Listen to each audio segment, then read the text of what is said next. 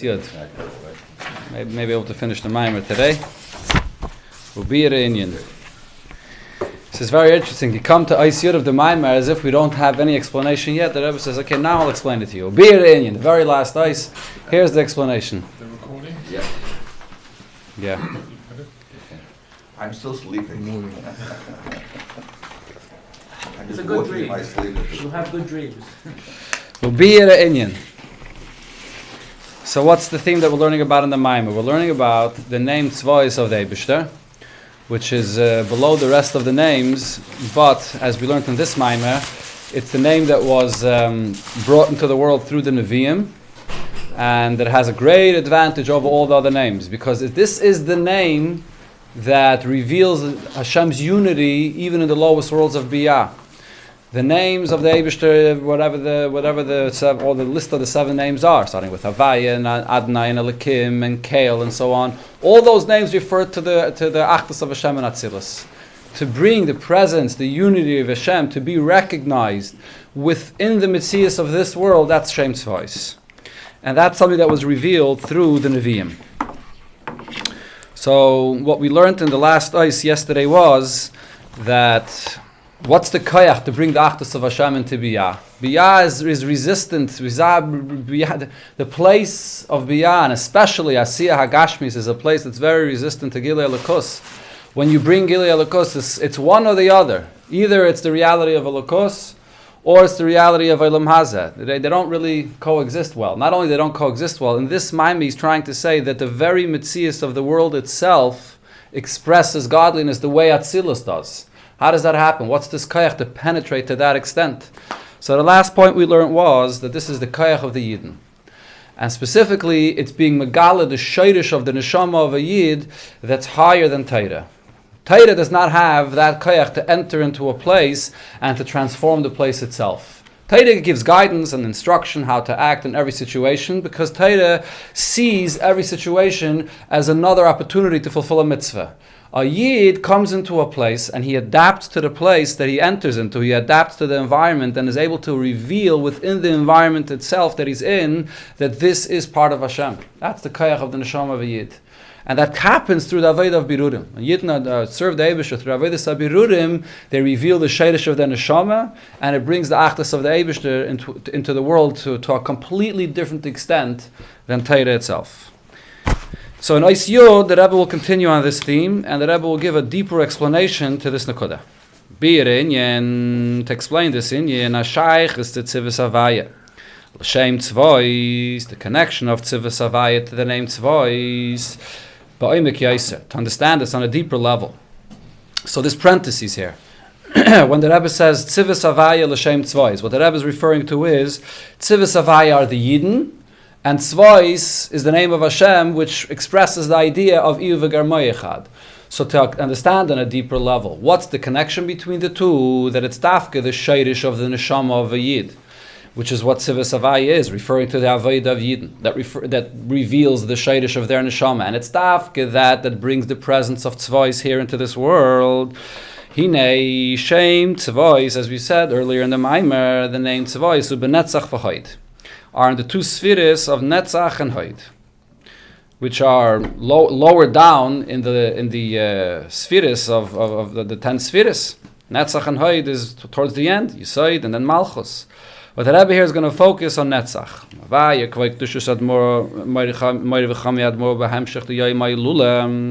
The Friedrich Rebbe explains in the continuation of the Maamar, of the Yom Milula, from the 11th Perek and onward, Shemidas HaNetzach, the midah that there is in the Yid, which is Midas HaNetzach, that a Yid wants to be victorious, that a Yid is ready to fight, and the determination of the neshama. There's different ways how to explain Netzach. Netzach is that determination when a person is fighting in a battle and he's determined to fight till the bitter end, or to fight till the victory, that is. Where a person is persistent on a matter, and it's l'mayla mitam v'das. Usually when a person gets involved in something, so he makes calculations. Should I do it? Should I not do it? Is it for me? Is it not for me? And then even after the person enters into whatever project he's into, there's still that sense of hesitancy. And the person then thinks to himself, did I make a mistake? Did I not make a mistake? That's not midas hanetzach. That's using seichel measuring things from an emotional perspective or so on. Midas HaNetzach is where a person sees and knows that this is the emes, and this is the direction I should be going in, and he's totally motivated and charging forward without any hesitation, determined to go, to conquer, to defeat the enemy until the very end. So this midah of netzach, notua umushrish be'etzam hanefesh, is rooted very deeply in the soul. Ubishvil nitzachan ha-milchama, for the purpose of being victorious in a battle, mizgala me'etzam hanefesh. There are deeper powers that come from the very essence of the soul that are the motivation of the person to fight until the very end, until the victory. That's the koyach of netzach, which is a big chiddush here, because we're going to learn about this in Mitzvah Shem in the continuation of Basi legani next year, the following year. But the chiddush here is that although netzach is lower down in the spheres and in the human body, as I think it was mentioned before in the Maamar, the midah of netzach is the trein shoikin, the thighs of the person, which are lower down in the body. And the same thing also on the ruchnis, the gesens. Netzach is external. Netzach refers to that part of the person that is connected to the action that he has to take.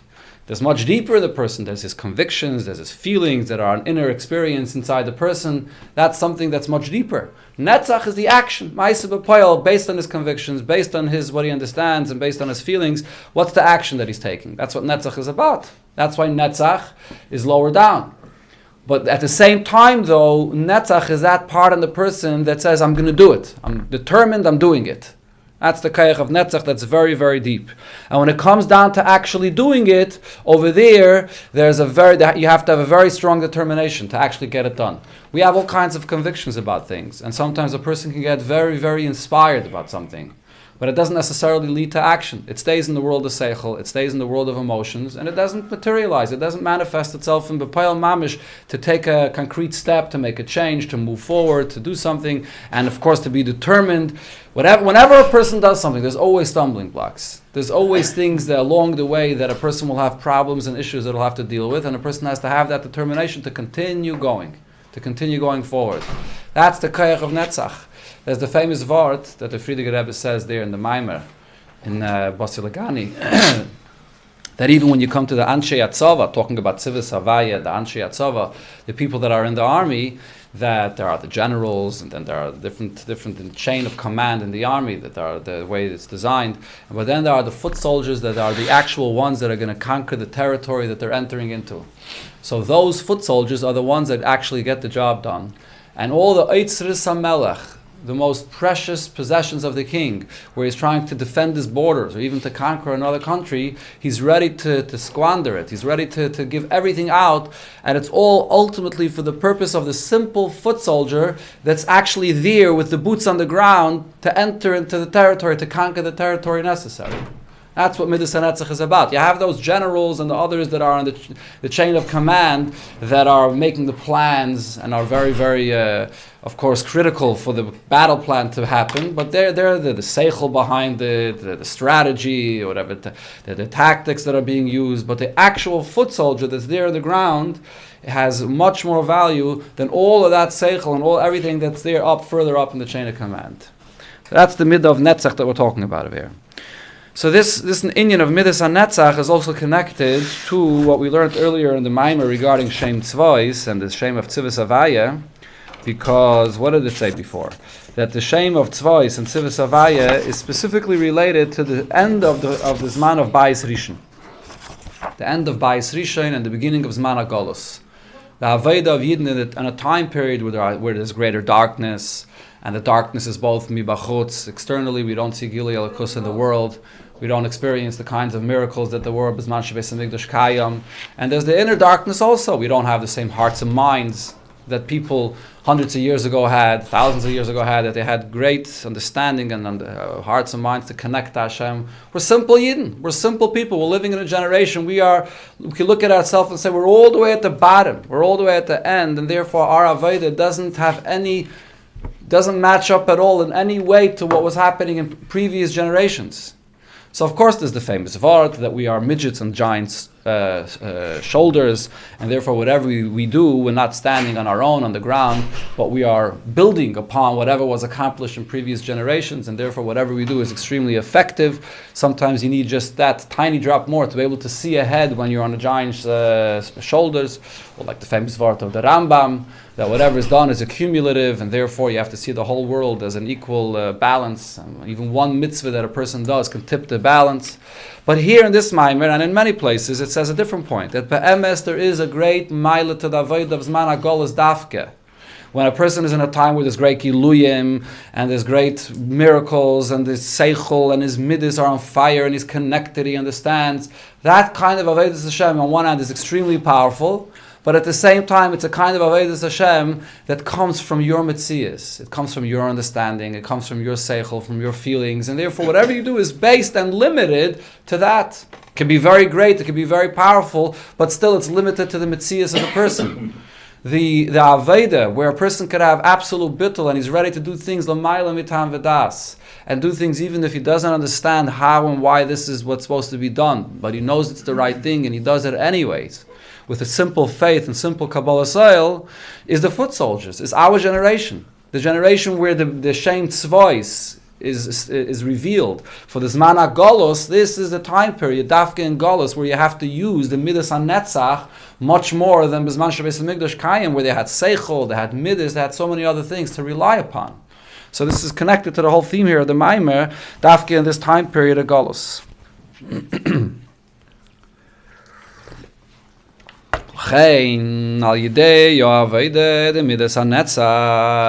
Specifically through the Aveda of Netzach. When a person has to fight, he has to fight a battle even just with his Nefesh HaBahamis. It's hard enough. Never mind having to deal with other things around him. But of the fact that a person has to fight with his own Nefesh HaBahamis, so that draws and that reveals the greatest powers from the very essence of Hashem. As this is explained later on in the Hemshech of Basi legani, and also even with more length, and with additional details. In the Maamar Rebbe of the Rebbe Rashab,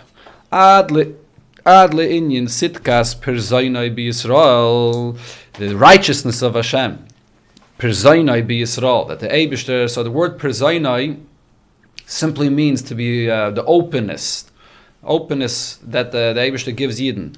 But the Gemara says, okay, let's see here what it says right in the Maamar. Perzainai is Lashon Perazais. Perzainai means open cities. And the pshat there, the pasuk is that the Eibishter gave Yidden security in Eretz Yisrael that they could live with open cities.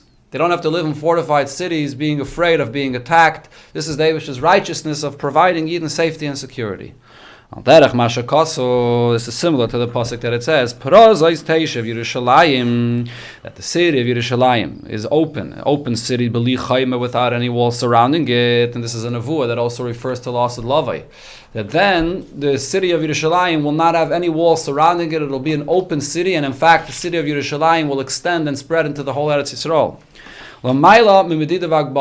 Above any limitations. That's the idea of openness, that it extends and is open without any limitation. There's also the other pshat. We learned about this many times. If you remember last year, just 1 year ago, not too long ago. Tzedakah HaKadosh Baruch Hu, exactly. The Eibishter's kindness is the fact that the Eibishter scatters us pizrainai, not pirzainai, but pizrainai. It refers to the time of Golos, that the Eibishter scatters us all over the world to bring the holiness of Hashem into every single place. And there in the Maamar we learned that the Rebbe connects the two. Through the Aveda of Zman HaGolos Dafke, although it seems to be much lower than the Aveda when Yidden are in Eretz Yisrael, that brings a person to the Pirzainai, to bring to the L'mayla Memedidav Akbala, this kind of Aveda of Midas HaNetzach, in the lowest of places, when a person feels completely out and he has to fight back to his Nefesh HaBahamis, it's that Aveda that brings the greatest breakthroughs, the greatest openings, to remove all walls that are in his way. One place. It helps a Yid in another place, correct? Yidden support each other. We learned Barichas about this in the Maamar of the Rebbe, Yutas Kislev, Tav Shalom Etes. So now based on what we're learning here, we could understand on a deeper level the connection that Yidden, through their Avodah, reveal the name Tzvois in the world. So the Rebbe explains. Through the Avodah of Tzivos Havaya that Yidden serve Hashem in this world, and Dafke with this attitude of Netzach, and at the time of Golus, as we just explained. This is what reveals and draws the name Tzvois, which represents bringing the unity of Hashem within the world itself, revealing it within the reality of the world itself. So the Rebbe here gives another short introduction. This is the last of the Rabbeim that the Rebbe did not mention yet, and the Rebbe is mentioning over here, the Magid, the Mezritcher Magid. So it's well known the word of the Magid, Be'inyin, B'mi Nimlach, with whom did Hashem consult when he came to create the worlds. B'nishmisein shel tzadikim, he consulted with the neshamas of tzadikim. So the Magid teaches that the meaning of this is, it doesn't mean that the Eibusher Kaviyachal literally needs consultation and he has to figure out, should I create, should I not create?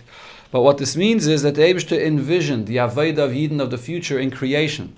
And that is, by the Eibusher envisioning that Avodah that Yidden will do, that is the Pnimius and the source of creation. When you look at the whole world, everything that exists in the world, that's all Chitzonius. The real pnimius of the whole existence of what the world is about is because the Eibusher before creation envisioned the Yidden in creation and what they will do and how they will bring godliness into the world and their Avodah. That is what Hashem saw.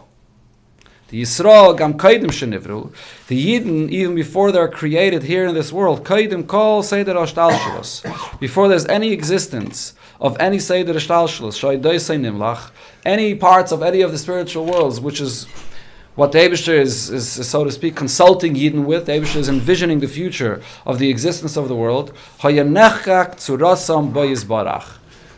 image of the Yidden, the source of where Yidden come from, is so deep, it's engraved within the very essence of Hashem himself. And the point here is, the Chiddush over here is, the fact that the source of the neshamas of Yidden is within the essence of Hashem himself, so that's easy to understand. That's one a simpler point to understand. It's like a father and child relationship, where the child comes from the essence of the father, as the Alter Rebbe says in Tanya, that the child comes mimoyach ha'av, and the image of the child is engraved in the essence, in the image in the father's mind, because there's a very powerful relationship over there, a father and child relationship. That's one concept. But here, the Maggid is adding an additional point. What is it that's engraved in the mind of the Father? What is it that Hashem envisions? And what's that relationship between Yidden and Hashem? The Avodah of the future that the Eibusher sees on a daily basis and throughout all the generations that Yidden are going to do, that is what's engraved in the essence of Hashem. That's very different. We learned about this also in the Maamar and Tafshin Chof. That's very different than the way it is by the relationship of father and son, or father and child, the way it is by a human relationship. In a human relationship, it's one or the other.